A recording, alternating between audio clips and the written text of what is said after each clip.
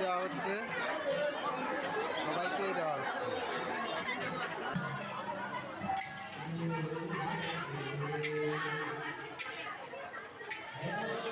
ভাত, সাদা ভাত,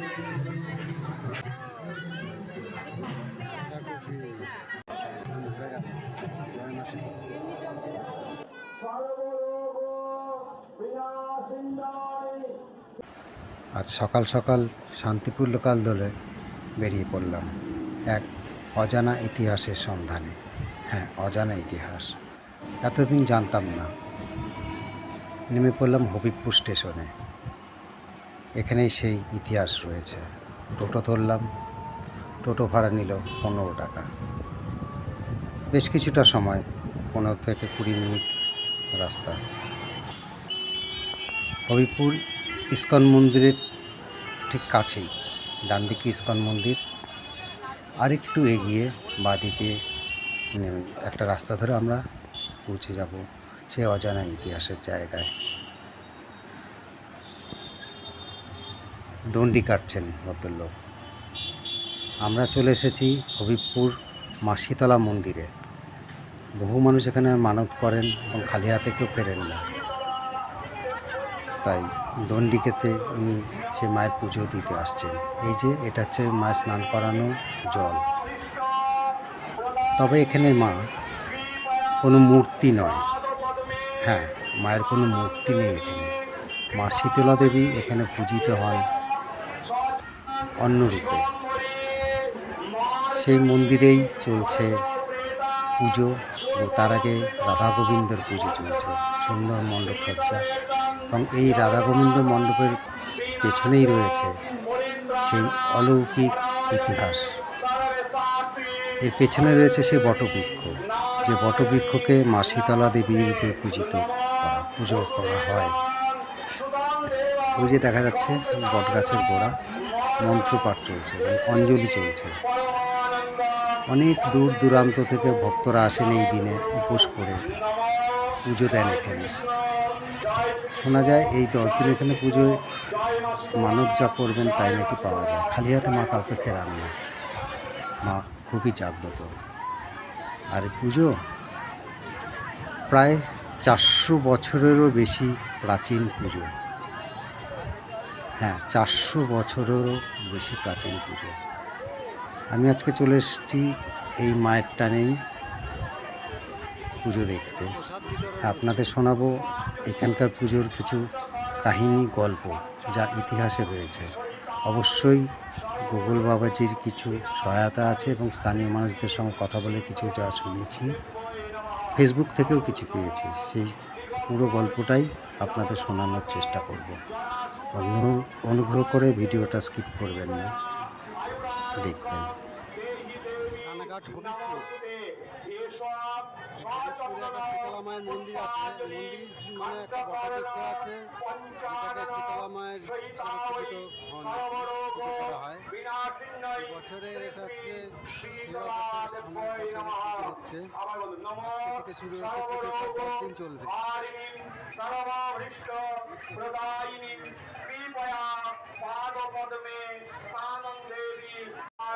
চলুন জেনে নেওয়া যাক এই পুজোর ইতিহাস। তার আগে এর ঠিকানাটা বলে দিই। ঠিকানাটা হচ্ছে রানাঘাট হবিবপুর পুরাতন বাজার। এখানেই প্রায় 400 বছরের বেশি সময় ধরে হয়ে আসছে এই শীতলা মায়ের পুজো। এখানে শীতলা মায়ের কোনো মূর্তি নেই। এখানে শীতলা মা পূজিত হন একটি বটবৃক্ষে। আগেই বলেছি এই 10 দিন ধরে উৎসব চলে। এই শীতলা অষ্টমী তিথি থেকে 10 দিন ধরে এই উৎসব চলবে, পুজো চলবে। কথিত আছে এই বটগাছের পাশ দিয়েই নাকি গঙ্গা নদী প্রবাহিত ছিল।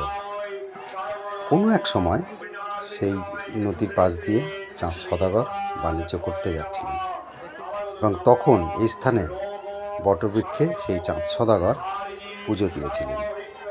তখন থেকেই নাকি এই বটবৃক্ষে মা শীতলা দেবী পূজিত হয়ে আসছেন।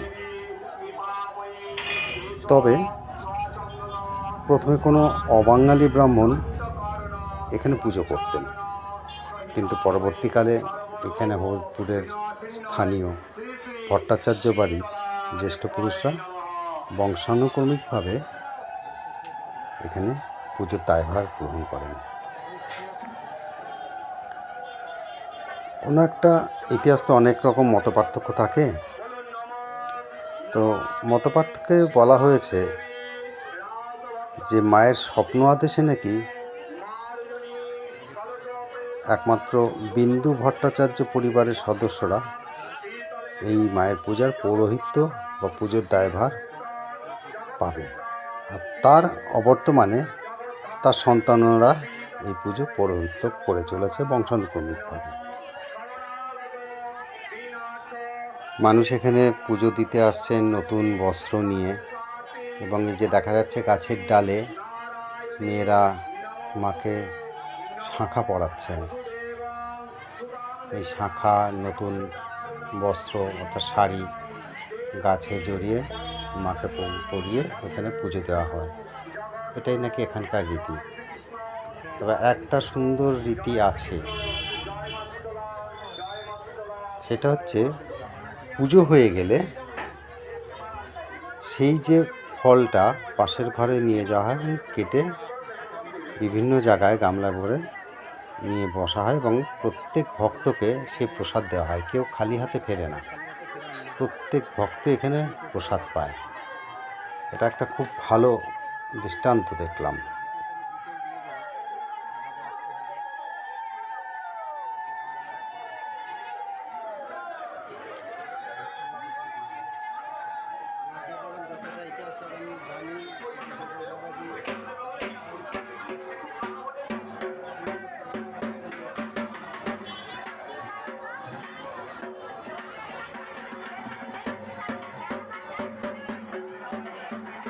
যখন এই পুজোটি শুরু হয় চৈত্র মাসের শীতলা অষ্টমী তিথিতে, পশ্চিমবঙ্গের বিভিন্ন দূর দূরান্ত থেকে মানুষ আসেন।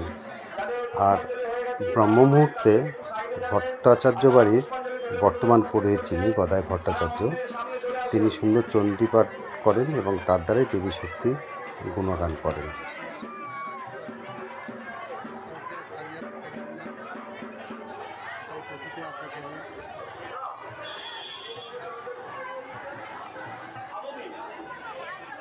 আগে বললাম এই বটবৃক্ষের পাশ দিয়ে গঙ্গা নদী প্রবাহিত ছিল, কিন্তু বর্তমানে সেই গঙ্গা নদী 7 কিলোমিটার দূরে তারাপুরে অবস্থান করছে।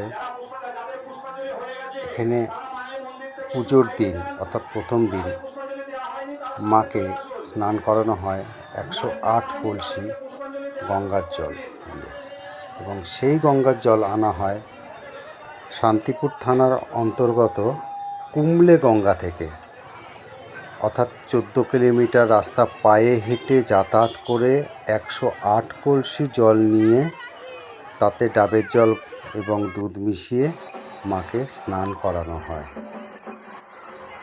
যারা যারা পুজো দিয়েছেন, পুজো হয়ে গেলে এখানে ওই যে দেখতে পাচ্ছেন বাতাসা লুট হয়। এখানে পুজো দেওয়ার পরে ভক্তদের উদ্দেশ্যে এরকম বাতাসা ছুঁড়ে বাতাসা লুট দেওয়া হয় এবং ভক্তরা সেই বাতাসা ভক্তি ভরে প্রসাদ হিসেবে গ্রহণ করেন।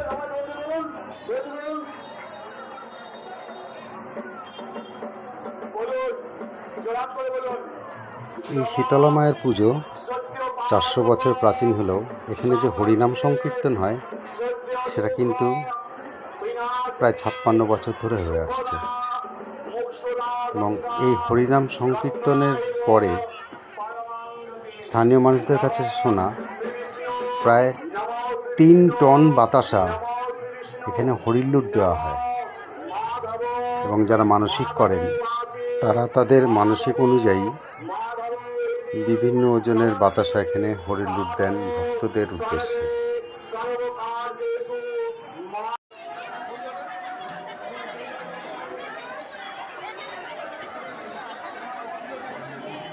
এটা চরণামৃত, এই যে এখান থেকে চরণামৃত দেওয়া হচ্ছে, সবাইকেই দেওয়া হচ্ছে। এই ছোট্ট বাচ্চাটি কি সুন্দর দায়িত্ব পালন করছে। এই মায়ের পুজো নিয়ে আরেকটি গল্প আছে। সেখানে বলা হচ্ছে যেখানে যে অবাঙালি সাধু থাকতেন তিনি নাকি স্বপ্নাদেশ পেয়েছিলেন যে মায়েরা 7 বোন, সেই 7 বোন মায়েরা এই বটবৃক্ষে অবস্থান করে আছেন। তাই আজও সাধারণ মানুষ এই বিশ্বাস করেন যে মায়েরা 7 বোন মিলে এই বটবৃক্ষেই রয়েছেন এবং তাই এই বটবৃক্ষকে পুজো করা হয় মা শীতলা দেবী এবং তাদের বোনদের উদ্দেশ্যে। এবং চৈত্র মাসের এই শীতলা অষ্টমী তিথি থেকে শুরু হয়। মেলা চলে বা পুজো চলে 10 দিন এবং এখানকার স্থানীয়রা এই 10 দিন সম্পূর্ণ নিরামিষ আহার গ্রহণ করেন। দুপুরে আগেই বলেছি এখানে অন্নের ব্যবস্থা আছে, মায়ের প্রসাদ সকল ভক্তদের দেওয়া হয়। এক এক দিন এক এক রকম প্রসাদ থাকে, কোনো দিন ভাত ডাল সবজি, কোনো দিন পনির, কোনো দিন ফ্রাইড রাইস এবং তার স্বাদ অমৃত সমান, ভীষণ সুন্দর। এখানে অষ্টপ্রহর সংকীর্তন 6 দিন ধরে চলে, 48 প্রহর নাম সংকীর্তন এবং 2 দিন লীলা কীর্তন চলে। আর দুপুরে আরতির পর বিকেলবেলা থেকে ভোগ প্রসাদ বিতরণ শুরু হয়। তারপরে হাজার ভক্তদের মধ্যে সেই ভোগ প্রসাদ খিচুড়ি প্রসাদ বিতরণ চলে। 10 দিন এভাবেই সুন্দরভাবে মায়ের আরাধনায় চলে যায়, কেটে যায়। ভক্তদের সমাগমে, হাজার হাজার ভক্তের সমাগমে খুব জাঁকজমকভাবে মায়ের পূজা সম্পন্ন করা হয়। আপনারাও সুযোগ পেলে অবশ্যই আসুন মায়ের পুজো দিন, খুব ভালো লাগবে। এখানকার আহার মায়ের প্রসাদ গ্রহণ করুন, একটা অপার্থিব শান্তি পাবেন। আজকে ভিডিও এটুকুই। ভালো লাগলে লাইক, কমেন্ট, শেয়ার এবং সাবস্ক্রাইব করে অবশ্যই পাশে থাকবেন।